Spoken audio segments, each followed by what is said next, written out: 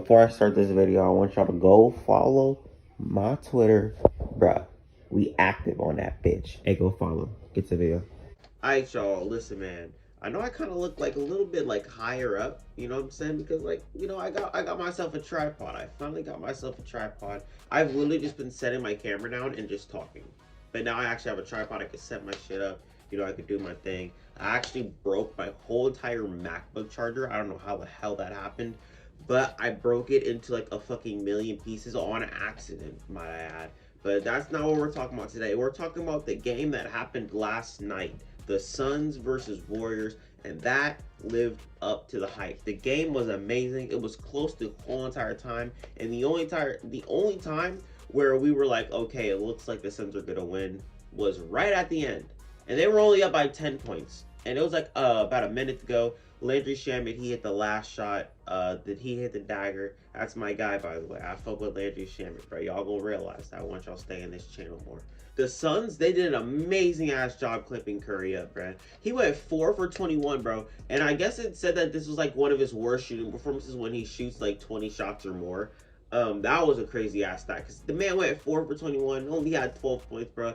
They did an amazing job locking his ass up too. And shouts out to Mikal Bridges, who played amazing ass defense, bro. He played amazing ass defense, and at this point, he's gotta be an all defensive team lock. He's gotta be a lock at this point, bro, because he's been clamping motherfuckers up left and right every single game. But this one specifically is the one that matters the most because the Warriors were 18-2 going into this game.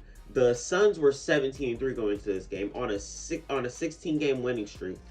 Like, the narrative couldn't be any more better to have an amazing game, and that's exactly what the Suns did. I predicted the Suns winning this game. I actually thought it was going to be a blowout. I don't know why the hell I even thought of that, because the Warriors have been looking amazing this whole entire season. But the Suns pulled it out. The Suns got the win, and the one player I do want to talk about is DeAndre Ayton. Now, Chris Paul, he brings out the best in his centers that he plays with. But this time, I'm actually going to be giving DeAndre Ayton his respect. Not because of Chris Paul, because he's playing with Chris Paul, but because he actually looked like the best player on the court today, man. That's all I gotta say. He looked like the best player on the court. He knows his role. He plays it well. He sets screens, pick and roll action every single time, bro. And he was grabbing boards. He played amazing basketball today, bro. Him and Mikal Bridges were definitely the MVP of this game, bro. Most definitely. And I think that they actually play in a couple days. They play again in a couple days, and I don't even think that shit's on TV, which is going to be great. I genuinely think DeAndre Ayton is actually proving his point that he should have gotten that max contract. I mean, I'm not gonna say that he should have got it. I'm not gonna say that he shouldn't get it. But the man is playing like a max contract level player this season. He has been playing I can't even stress how good he's been this season. He has been the X factor for the Suns this whole entire streak, man. And shouts out to Chris Paul too, because he's one of the best leaders in the league right now, man. I like watching the interviews right after the game, and Chris Paul straight up gave almost every single person on his team credit. And Chris Paul basically saying, like, DeAndre Ayton is the key that keeps this team going. Like, he is the one. If there's no DeAndre Ayton, there's no Phoenix Suns, basically is what Chris Paul is saying. And it makes sense. It really does make sense, because if they don't have their center, if they don't have their main piece, then everything might go to shit. You know what I'm saying? So during this whole entire 17-game winning streak, Chris Paul tells his team, like, have fun, enjoy the moment, but also we need to get fucking wins, bro. And that's exactly what they've been doing. The Suns have been a treat to watch this whole entire winning streak, and it's crazy how they're just now getting attention to the social media, because they had like an 11-game winning streak and nobody was talking about it. Literally no one was talking about it, and they were beating competent teams too. They were beating really good teams too, and this right here was just a step in the right direction because they beat basically the best team in the league, statistics wise as well. Now I want to talk about the Warriors for a second. Warriors fans, don't stress over this loss. Do not stress over this loss, because y'all played amazing without Curry, basically, because Curry was on lockdown. That nigga was in jail the whole entire game, bro. Y'all had y'all's moments. Jordan Poole, 16 points in the first quarter. Andrew Wiggins didn't even have a good game. And Steph Curry and Andrew Wiggins are basically the first and second option, minus Jordan Poole, obviously. And y'all stayed in this game. Y'all stayed in this game. And I genuinely hope that y'all can keep that going once Clay comes back and once Wiseman comes back. Because once they come back, it is over. It is over. But the one thing I do want to talk about for a second is that y'all are hyping Clay up so fucking much. Like, obviously, Clay is an amazing basketball player, and he's going to be good once he comes back, and he's going to be that guy that he was 26 months ago. He's going to be that guy still. But what I'm saying is that it's going to take him some time. So when he doesn't start playing at that level right out of the gate, don't be surprised. Don't be surprised. And I wouldn't even be surprised if Clay comes back, gets added into the starting lineup, and they immediately lose their first game. Because it's kind of a shot of their chemistry, you know what I'm saying? It's kind of a shot of their chemistry of what they've been doing the past 20 games. That's just how I see it. And I would love to be proven wrong, because I want to see Klay Thompson come back and just right out of the gate, just drop like fucking 30 points. 20 points, 25 points, 25 points, like all that shit. Like, that's what I want, because I'm a Klay Thompson fan. I'm gonna be honest. But do not be surprised if Klay Thompson doesn't get his groove back, like his first game, because there's a thing called rust, and that's exactly what he's about to have. But yeah, man, the Suns, man, back to the Suns, bro. They are no joke, bro. I don't know what Stephen A. Smith was talking about, because I was watching First Take the other day, and Stephen A. Smith literally said the only team in the West that he knows that no Eastern Conference team can beat is literally the Warriors. He's already ruling out the Phoenix Suns. We're 20 games into the season, and he's already ruling out the Phoenix Suns. He basically saying that the Suns are not winning the championship this year. Their championship run is closed. They're one and done. They're not going back to the championship this season. And I don't know why you're making assumptions that quick into the season, but this team is no joke. This team has the potential to go to the NBA Finals again. My prediction, I have them go to the Western Conference Finals. That's where I got them. But I personally don't think that they're going to the finals this year. And I would love to be proven wrong, because I want to see the Suns team go back to the NBA Finals. Something that they said that they would never be able to do. Because I remember I was reading right after the NBA Finals in 2021, right after the Bucks won. People were saying this is Chris Paul's only chance that he's going to get to the NBA Finals. And this, that, and the third. And he's not going to be able to go back. And he choked the playoffs. He choked in his only time going to the NBA Finals. And it's just a complete bullshit. And that's got to add fuel to the Suns' fire through this whole entire run and through this whole entire regular season and this whole entire season as a whole. I'm so ready for the Suns to prove people wrong. And I don't know why I'm even saying that, because they're literally 18-3 as we speak. But they still have stuff to prove to people. I don't know what more that they have to prove to y'all at this point. Maybe they need to go back to the NBA Finals. Maybe they need to make a long playoff run. I don't know what it is, but this Suns team is legit. They've all gotten better. Chris Paul has low-key gotten better. Devin Booker has gotten better and more efficient. DeAndre Ayton has become more efficient. Mikal Bridges is finding himself as a player and a defender and a two-way player. His shot is a little bit inconsistent, but he's going to get there. Cam Johnson's better. Cam Payne has gotten better. I love Cameron Payne, by the way. I love Cameron Payne, bro. That whole entire playoff run last season made me a Cameron Payne fan, and I'll say that to my dying day, bro. That's my guy. That's another one of my guys, bro. They added Landry Shamet and JaVale McGee. Landry Shamet has been very, very good off the bench with them. And like I said before, he was the one who hit that dagger shot to end the whole entire game last night, bro. And man, oh man, is their team good. Their team is for real. Their team's for real. That's all I gotta say. Their team's for real, bro. Watch Suns basketball. Another game I want to talk about that I didn't really watch. I watched the condensed version of this game because I had it on, but I was on my fucking Xbox.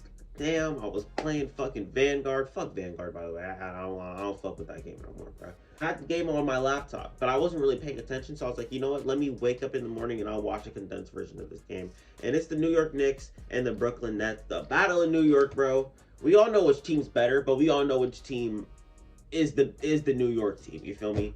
The Knicks versus the Nets. Very good game. And one thing I want to talk about straight up is James Harden. I think the thing is with James Harden is that he doesn't realize when he needs to take over, when he needs to start taking more shots, or when he needs to like start playmaking more. He's starting to figure it out. You know what I'm saying? And yesterday, he showed that shit. The man had 38 points. Then he had like 17 in the first quarter. No, he had like 14 in the first quarter, and then like 17 at half or some shit like that. I don't know, but man was hooping. He was hooping. He had 38 points, 10 rebounds, 8 assists, very good efficiency as well. And James Harden looked like the James Harden that we wanted to see this whole entire season, man. He's gonna get better once he understands this foul rule, and he's been getting it already. And we're only 20 games in the season. Imagine what it's gonna be like at the end of the season or during the playoffs, man. He's gonna be able to figure out when he needs to take over games, like when he needs to click it in and he needs to like get the ball rolling and get down to the hoop, get to the foul line, whatever he needs to do, make his shots. And his step back is lethal as fuck, bro. His step back is lethal as fuck, bro. It's always been like that, man. His step back is just, it's insane. It's insane, and it's at this point it's damn near unguardable. He's gonna make it damn near every single time. But James Harden, he played amazing, played the hell out of the ball, shot the ball very, very well. And one person who didn't shoot the ball very, very well in a specific half, in the first half he did not shoot the ball well, was Kevin Durant. He shot terribly, bro. The whole first half he shot terribly because he had not James Harden. He had Julius Randle at his hip the whole entire damn first half, bro. And Julius Randle, he was clamping him up. Julius Randle had that man in a torture rack through the whole entire first half, from the offensive end and the defensive end. Kevin Durant, low-key could not guard Julius Randle that whole entire first half. But once that second half hit, Kevin Durant, he locked in, and he was like, I gotta take this man Julius Randle. I gotta show him who the hell I am real quick. And that's exactly what he did. And I think he ended with like what? Shit, I didn't even check fucking box score, man. So yeah, Kevin Durant he actually ended with 27 points. Bro, he played amazing in that second half, but that first half wasn't it for him, bro. That first half was not it for him. But so we're just gonna erase that shit. The Nets got the win. Evan Fournier fucking made a shot, bro. He made a shot. The one time he makes a shot is literally in the clutch. I'm not gonna lie, Evan Fournier, he's clutch as hell. I can't even lie, he's clutch as hell. But they ended up losing this game. They can't stay disciplined on defense. They ended up fouling. Kevin Durant made 2 shots, and yeah, that was ball game, man. That was ball game. They couldn't get it going, bro. And it actually kind of sucks because I want to talk about Kemba Walker for a second. I'm so fucking sad that he fell out of the rotation, man. I'm so sad he fell out of the rotation because, like, to see him what he was the year before he came to Boston, that Charlotte team was in his grasp. He was that number 1 option, and they played through him. They didn't do good, but that was his best season.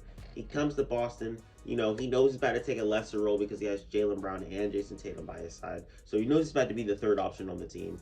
And he plays good, but then he injures his knee, and there's a reason why Michael Jordan did not want to give him the max. There's a reason why he didn't want to give him the max. Solely because he is an aging, undersized point guard whose knees will not hold up. They just won't hold up. And Brad Stevens learned the hard way, and now the Knicks are learning the hard way. It sucks for Kemba Walker, man. I really hope the NBA doesn't give up on him, and I hope he doesn't give up on himself, because Kemba Walker is an amazing talent, and he's one of my favorite players that I've had on my team in recent memory, bro. Hopefully he can get traded. There's actually been rumors that there's gonna be a John Wall Kemba Walker trade. I don't see that happening, to be honest with you. I genuinely don't see that happening. And if it does happen, I'll be pissed as hell because that means John Wall is on the Knicks, and I don't want that. I don't want that because something's gotta compete in the East. You know what I'm saying? It's my team, bro. I don't want the Knicks to get any better than they already are. You feel me? There's a couple things I do want to talk about before I get out of here, and the Nuggets. Let's start with the Nuggets, man. The Nuggets. They're not looking too good right now. They lost Jamal Murray. They lost PJ Dozier. They lost Michael Porter Jr. All 3 which for the whole entire season. And now Austin Rivers is out with health and safety protocols. Goddamn. And somehow, some way, the Nuggets are still winning games. And it's because of Nikola Jokic, man. It's because of the Joker, man. And at this point, I think we need to start considering that Jokic is a top 5 player in the league, because he's playing like one. He's shit. He's averaging 26 points, 14 rebounds, and 6-8 assists on good efficiency. I saw a stat the other day that Stat Memes had. By the way, everybody follows Stat Memes, bro. ass account, W ass app. Everything about it is good. But I saw on StatMuse that he's making like 80% on like isolation shots. Like that's fucking crazy for a center. Like he needs to be put in that conversation, possibly being a top 5 player in the league right now because he's playing like one. People don't want to have the conversation, but I think it's time we have this conversation. Jokic is making his case. He's been the best center in the league since like 2019, bro, and nobody wants to give him his flowers. Give Jokic his flowers, bro. And another thing I want to talk about is the Los Angeles Lakers. They cannot catch a break. They just had a really good comeback against the Kings. I didn't watch that game. I'm gonna be real. I didn't watch that game because it shows that LeBron James is out. The nigga's got COVID. He's in health and safety protocols. He's gonna be out for 10 days. And that's another blow for the Lakers, man. They cannot catch a break. They actually cannot catch a break. But Russell Westbrook actually led the pack with that comeback. That's what I saw. I might go back and watch that game. I don't really know if I'm going to be honest with you, because damn, that's the whole reason why I didn't watch the games, because LeBron wasn't playing. But I guess I'll just watch the condensed version once I get out of here. And I guess that's now. I'll see y'all later. It feels good to be, right here talking to y'all. I'm not doing it consistently, which I want to do it consistently, but we're here trying to talk basketball with y'all because I need y'all to know what my opinions are about this whole basketball situation. And hopefully y'all can give me feedback. I mean, I don't know. Maybe. I don't know. But I'm about to get out of here. I'm rambling on at this point. I'll see y'all later. Peace. Celtics play today. The Celtics play today. The Celtics play.